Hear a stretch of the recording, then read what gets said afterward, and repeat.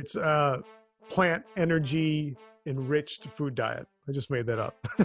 Pea food. Okay. I think you can give it a better name. I probably could, but that was just off the cuff. Mm. But yeah, I think like changing it up, because it's, to me, there's like this analogy I use a lot with clients of what I call shocking the pool. If you've never owned a pool before that you had to clean, what happens with a pool is if you don't check the pH levels, very similar to what our body has, like a pH level, alkalinity and acidity. If you don't check the water will start to go green. It'll get algae. It'll get really nasty and acidic in there. And when that happens, what you wind up having to do, and I can't remember the name of the chemical, but it's called shocking the pool. And they put this chemical in that wipes out all that acidity. And in a matter of sometimes hours or a day, that pool is clean. You have to pick up some of the mess on the bottom, but it shocks it. And if you really are serious about changing your health, like I said before, look at something like the Kung Fu Institute that really focuses on things like that, where you shock your system, that you do something totally different. It's like cleansing, for example. You do something like that. Wow. You will see a huge change in your health. How is that linked to eat until you're satisfied? Shocking it. Well, I think because you're in a pattern. Oh, okay. And you are so used to cleaning the plate. You're used to somebody saying, there's starving kids out there. Look how much food you have left. Or even just yourself looking at something on a plate and thinking, oh, it's just that little bit. I'll be fine. If you're done, stop. Like, put that in the fridge. Use it for a salad the next day or a soup.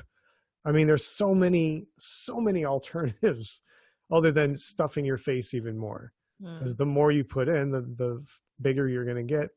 And it's actually really unhealthy to overeat. And it becomes a habit. And it's when people cleanse, for example, their stomach will actually shrink. And it won't be used to having all that food shoved in it. So it will kind of come back to sort of its normal size. There's studies on that, and some people don't believe in it as well, but there's contradictions on it. But I know for myself it happened when I cleansed.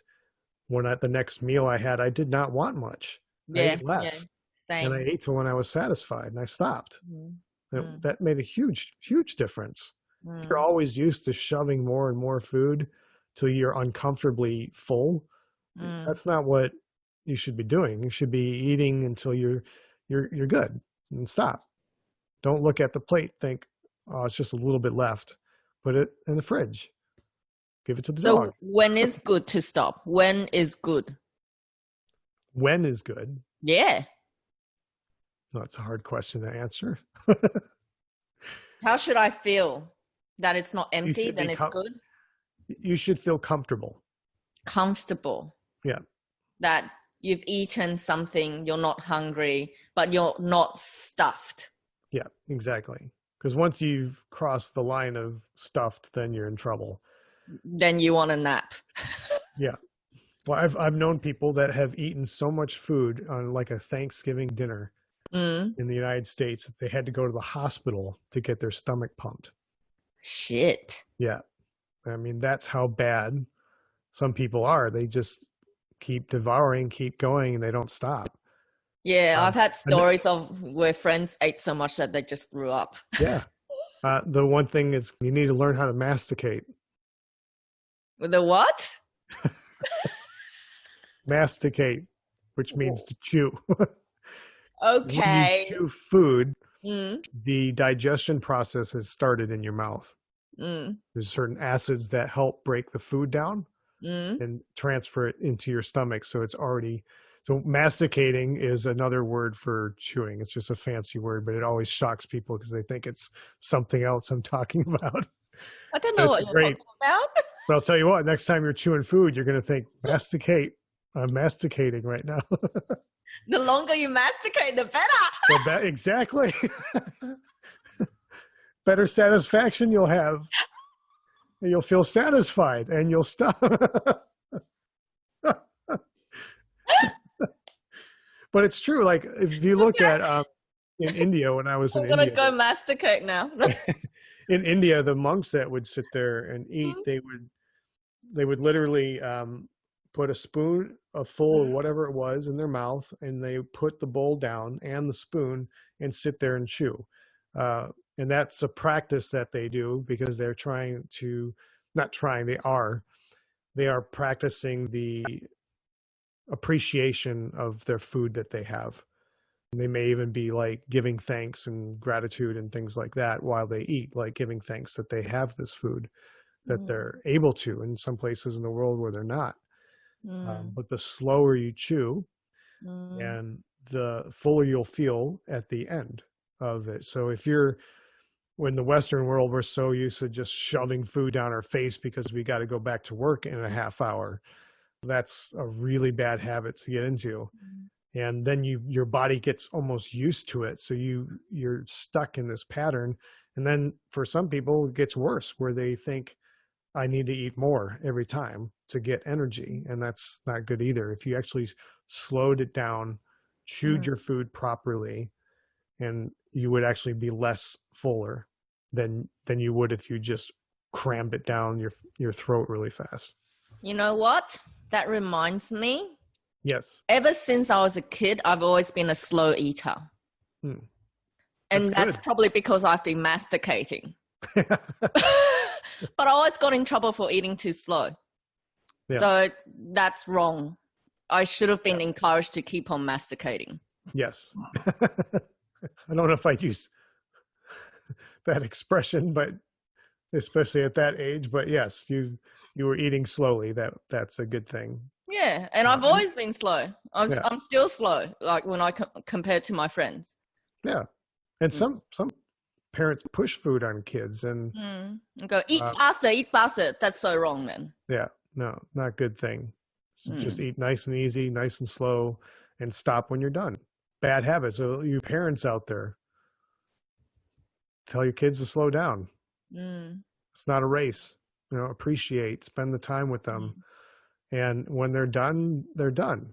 If they want more, they'll come to you. But that's a whole other podcast we're going to talk about. Yeah. Okay, cool. Very good tips today. The sunflower seeds and masticate. Yes. Another good one. Masticate on sunflower seeds. Here's another good one I used to do is I used to freeze grapes. And that was always a really good way to freeze grapes. Yeah. So you buy grapes, you freeze them, wash them, then freeze them. And they're like little ice cubes of goodness. Oh. Yeah.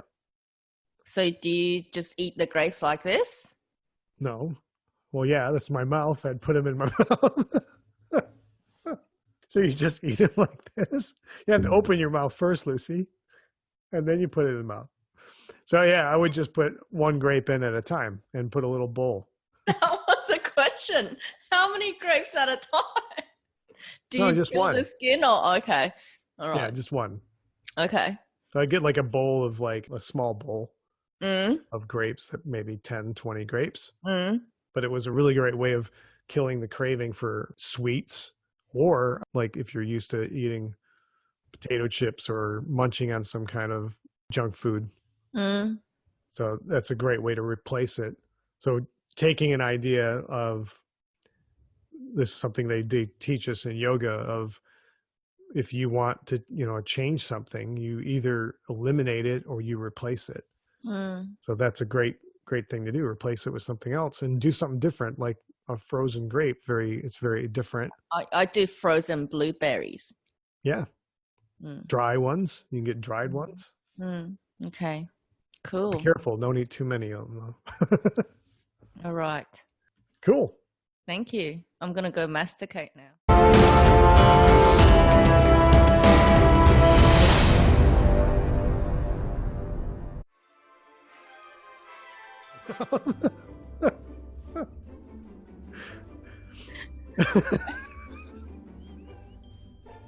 Okay, I'll Well, I was about to say something very inappropriate, but I'm not going to. Now I want to hear it. No. Come on. No, it's just a children's show. Not. Thank you. Welcome. Bye.